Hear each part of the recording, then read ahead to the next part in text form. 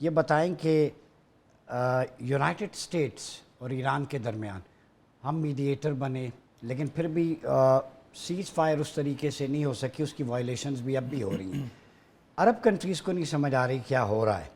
تو آپ کیا سمجھتے ہیں ایران، پاکستان، ترکیے، سعودی عربیہ، ایجپٹ اور قطر اسپیشلی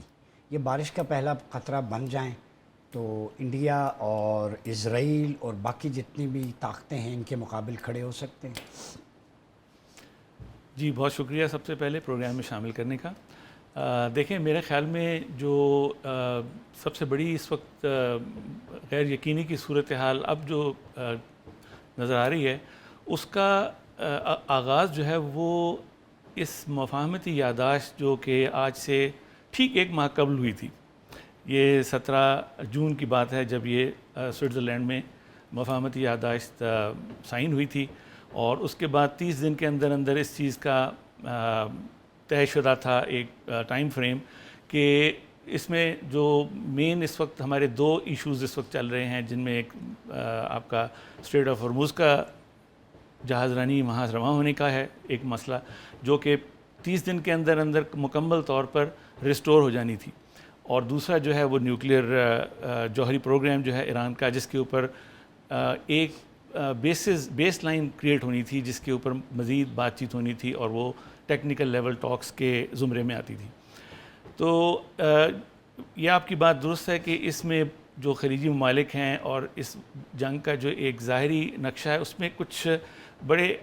مختلف قسم کے عوامل سامنے آ رہے ہیں، ایسے مکس سگنلز آ رہے ہیں، اور اس کی بیسک وجہ یہ ہے کہ جو اس وار کے انیشیٹرز ہیں، جس میں یونائٹڈ اسٹیٹس اور اسرائیل ہیں، یونائٹڈ اسٹیٹس کے اس جنگ کے بارے میں جو آبجیکٹیوز ہیں وہ بہت غیر واضح اور مبہم ہیں، اور وہ ایسے ہیں جو کہ وقت کے ساتھ ساتھ بدلتے جا رہے ہیں۔ یہی وجہ ہے کہ جو وار سٹارٹ ہوئی تھی رجیم چینج سے، وہ ہوتے ہوتے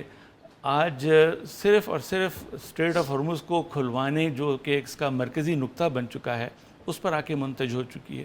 اور نیوکلیئر فیسیلیٹیز اور نیوکلیئر پروگرام ابھی میرا خیال میں کہیں دور دور تک نظر نہیں آ رہا۔ تو یہ وجہ ہے کہ جو گول پوسٹ شفٹ ہوتی آ رہی ہیں، اس کی وجہ سے ریجنل کنٹریز بھی اس کے بارے میں بہت انشور ہیں کہ کس طریقے سے کس طرف جایا جائے۔ گو کہ ایک چیز ضرور سامنے آ رہی ہے کہ وہاں پر جو سوچ ہے خلیجی ممالک کی، اس کے اندر ایک نئے سیکیورٹی کنسٹرکٹ کی بہت حد تک ایک وضاحت ان کو سامنے نظر آ رہی ہے، کہ شاید جو پہلے امریکن پروٹیکشن کا ان کے پاس ایک بہت بڑا ان کو سیل کیا جاتا تھا آبجیکٹیو کہ یہ امریکی بیسز جو ہیں وہ ان کی حفاظت کے لیے مامور ہوں گے، وہ چیز آہستہ آہستہ is going way to more suspicions and I think rethinking on their part. اور جیسے ڈسکشن میں بھی بات بھی ہوئی کہ مسلم ممالک کو اکٹھا کیا جائے، تو اگر آپ دیکھیں تو سعودی عرب کے ساتھ جو پاکستان کا معاہدہ ہوا ہے، وہ آئی تھنک اسی سلسلے کی ایک کڑی ہے، اور مزید ممالک اس میں شامل ہونے کے لیے پس پردہ بات چیت کر رہے ہیں، اور اگر یہ چیز ان تک اچھی طریقے سے ذہن نشین ہو گئی، جو کہ نظر آ رہا ہے کہ یہ آئندہ چلتے ہوئے یہ ضرور ان کو ایک ری تھنکنگ کرنی پڑے گی، گو کہ ایران کا بوگی بہت عرصے سے استعمال ہو رہا ہے، تو یہ بہت ممکن ہے کہ اس ریجن میں اس جنگ کے نتیجے میں جب بھی ایک امن کا قیام ہو، وہ دور رس ہو، پائیدار ہو، اور وہ امریکہ کی امبریلا کے بغیر ہو۔ لیڈرشپ ہے، ملٹری لیڈرشپ الحمدللہ بڑی زرخیز زمین ہے ہماری اس حوالے سے، چاہے عسکری محاذ پہ ہو، تھنک ٹینکس ہوں، جس طرح ہم نے مقابلہ کیا پراکسیز کا جو مسلط کی گئیں ہندوتوا کی طرف سے اور مختلف فرنٹس پہ، اس حد تک میں اتفاق کرتا ہوں۔ فوجی اپنی چھاتی بھی پیش کرتے ہیں، ان کے اندر ویژن بھی ہے، لیڈرشپ بھی ہے، باقی جو ہے وہ قید سالی نظر آتی ہے۔ آصف سلیم صاحب یہ بتائیں کہ ایشوز ہیں، وہ کہتے ہیں اسٹرکچرل ایشوز ہیں عالم اسلام کے، مسلم ورلڈ جو ہے اسے ہم کہتے ہیں 57 اسلامک کنٹریز ہیں، ہر کسی کی اپنی اپنی ورتھ ہے منرلز کے حساب سے، ریئر ارتھ منرل، گیس، آئل ریزروائرز، تو یہ کمبائن کر کے ہم ایک پاور کیسے بن سکتے ہیں؟ جی اس میں عمر صاحب میرے نزدیک ان ملکوں کا اکٹھا ہونا آلریڈی ایک پلیٹ فارم اویلیبل تھا، جو کہ آرگنائزیشن آف اسلامک کنٹریز کے نام سے بنایا گیا، اور اس کا بیسک مقصد یہی تھا کہ ان ممالک کو ایک کامن پلیٹ فارم ملے جہاں پر وہ اپنے سیکیورٹی، اپنے معیشت، اپنے علاقائی اور as a complete people of faith جو ہے وہ اپنی جو اسٹرینتھس ہیں ان کو ایک دوسرے کے ساتھ شیئر کریں، ان کو مزید فروغ دیں، اور ایک جو ترقی کا ایک اوور آل ماڈل ہے وہ ماڈل جو ہے پورا اسلامک کنٹریز کا جو ایک بلاک ہے وہ ایک ایمرج کرے. لیکن وہ کہتے ہیں کہ جب تک آپ کے پاس ایک اسٹرانگ ول اور اس کے ساتھ ساتھ ایک یونی فوکس آپ کا جب تک نہ ہو رجحان، تب تک یہ چیزیں کسی بھی طرح مجتمع کرنا ممکن نہیں ہے. اور انفارچونیٹلی ہم بلاک پالیٹکس کا حصہ بنے رہے. کولڈ وار میں بھی ہم نے دیکھا اور اس کے بعد بھی ہم نے دیکھا کہ ہم بہت سارے جو ممالک تھے وہ خاص طور پہ جب یہ پیٹرو ڈالر کا کیس جب شروع ہوا تھا 1974، اس کے بعد سے آپ نے دیکھا کہ خلیجی ممالک کا ایک بالکل رجحان اور ڈائریکشن ایک اور ہوگی جو کہ پرو یو ایس لیڈ تھی، انہی کے ایما پر چلتی رہی. اور یہاں تک کہ آج ہم دیکھ رہے ہیں کہ وہ پورے گلف میں ایسے موجود ہیں ڈزنز آف بیسز کے ساتھ اور 50,000 فوجیوں کے ساتھ، اور ہر جگہ پر ان کی اتنی انگریس ہو چکی ہے کہ ان کا اس سے نکلنا میرا خیال میں شاید اس جنگ سے پہلے تک بعد از قیاس تھا.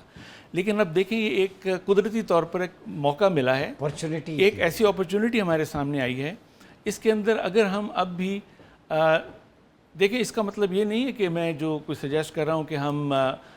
باقی دنیا سے اپنا رابطہ منقطع کر دیں، ناٹ ایٹ آل. لیکن میں یہ ضرور کہہ رہا ہوں کہ ٹرموائل سے تو نکلیں، اس ٹرموائل سے نکلیں، اور اس ٹرموائل سے نکلنے کے لیے اپنی سیکیورٹی، اپنے وسائل اور اپنی خود اعتمادی اور خود انحصاری جو ہے اس کو بروئے کار لائیں. مسلم ممالک کے پاس کس چیز کی کمی ہے؟ انٹلیکٹ بھی ہے، ان کے پاس وسائل اللہ تعالیٰ نے بے تحاشا بے شمار ان گنت دیے ہیں، اور اس کے علاوہ اچھے لیڈرز بھی رہے ہیں ہمارے پاس مختلف اوقات میں.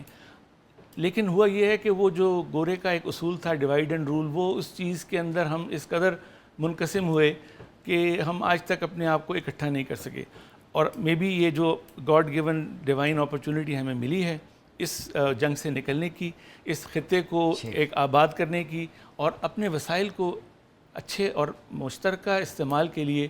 بروئے کار لانے کی، اس کا فائدہ اٹھانے کی ضرورت ہے. بتائیں امہ یونائٹڈ کیسے ہو سکتی ہے؟ انہوں نے جو منصور صاحب نے جو کنسرن شو کی جینون ہے، ریالٹی ہے، جس طرح پورٹرے کرنے کی کوشش کی گئی گلف کنٹریز میں، عرب میں، کہ ایران شاید آپ کو ڈومینیٹ کر لے گا، ورنہ ایسی بات نہیں ہے، اور اس پہ محنت ہوئی ہے. اور منصور صاحب کی بات کو میں اس لیے بھی سیکنڈ کروں گا کیونکہ میری بھی 70 پبلیکیشنز ہیں انٹرنیشنل، تو میں انٹرنیشنلی بھی دیکھتا رہتا ہوں کہ کس طریقے سے اکیڈیمیا میں بھی جو اورینٹلسٹ اپروچ ہے وہ کس طرح اگینسٹ ایران وہاں کے آتھرس کو پروموٹ کر رہی ہے اور کرتی رہی ہے کہ یہ ہمارے لیے تھریٹ ہے. کیا کہیں گے؟ جی دیکھیں، مسلم ممالک کا اتحاد ہونا، ان کا آپس میں ایک پلیٹ فارم پہ یکجا ہو جانا، بنیادی طور پہ تو چیز یہ ہے کہ ان کا یہ ہو جانا اس پورے مسلم بلاک کی اپنی پراسپیرٹی کے لیے بہت ہی دوررس نتائج کا حامل ہوگا. اس میں واپس کس طریقے سے آنا ہے، اس کے لیے جو بات ایک جگہ پہلے ہمارے ایک ساتھی دوست نے کی تھی کہ قیادت جو ہے آپ کو چاہیے ایسی اسٹرانگ اینڈ ڈومینیٹنگ قیادت with in the Islamic block, کیونکہ یہ ایسا ہوتا ہے جیسے کہ پورا بلاک ہے تو اس میں تمام ممالک ایک جیسا رول ادا نہیں کرتے. اگر آپ نیٹو لیڈ الائنس کی بات کرتے ہیں تو اس کے اندر نیٹو میں تمام ممالک ایک جیسے نہ کنٹریبیوٹرز ہیں، نہ ایک جیسا ان کا مرتبہ ہے، ان کو کوئی لیڈ کرتا ہے. اسی طرح سے اسلامک ورلڈ کے اندر بھی ہمیں چند ایک ایسے strong, pious and sincere leaders کی ضرورت ہے سب سے پہلی، جو کہ اس پورے بلاک کو ایک جگہ ایک پلیٹ فارم پہ اکٹھا کر سکیں. اس کی کچھ کوششیں ہوئی بھی ہیں، آپ کے علم میں بھی ہوگی، لیکن وہ جہاں سے وہ کوششیں شروع ہوتی ہیں اسی کے مخالف سمت سے کچھ نہ کچھ ایسے عناصر اس کے اندر انٹروڈیوس کر دیے جاتے ہیں کہ وہ کسی طریقے سے پنپ نہ سکے. تو اب میرے خیال میں بہت حد تک مسلمان ممالک کے لیے یہ ایک سوچ کا اور ایک عمل کا موقع ہے کہ اس میں آپس میں دوبارہ کس طریقے سے یونائٹ کیا جائے. انہی بلاگس کو, انہی پلیٹ فارمز کو استعمال کریں. ایک کور بن جائے کنٹریز کا گروپ, جیسے ابھی ایک ہم دیکھ رہے ہیں اس پورے کانفلکٹ میں ایک R4 کنٹریز ہیں جو کہ اب سامنے آئے ہیں, جنہوں نے ثالثی کا کردار جو ہے وہ بڑی مؤثر طریقے سے آگے چلایا, جس میں پاکستان شامل ہے, ترکیہ شامل ہے, قطر شامل ہے اور مصر بھی شامل رہا ہے. اور اسی طریقے سے آگے چل کر یہ چیز ہمیں تھوڑی سی دیکھنی پڑے گی کہ مسلمان ممالک اس کو ایکسپینڈ کریں. اسٹرانگ لیڈرشپ کی ایک اہم ضرورت ہے وقت کی, اور اس پرچم کے نیچے لے کر آئیں جو قرآن و سنت, اور وہ جو شروع کے آپ کے انٹروڈکشن میں بہت آپ نے خوبصورتی سے اس کو پرویا تھا, وہ والے جو عوامل ہیں ان کو ہم کسی طریقے سے لے کر آ سکیں.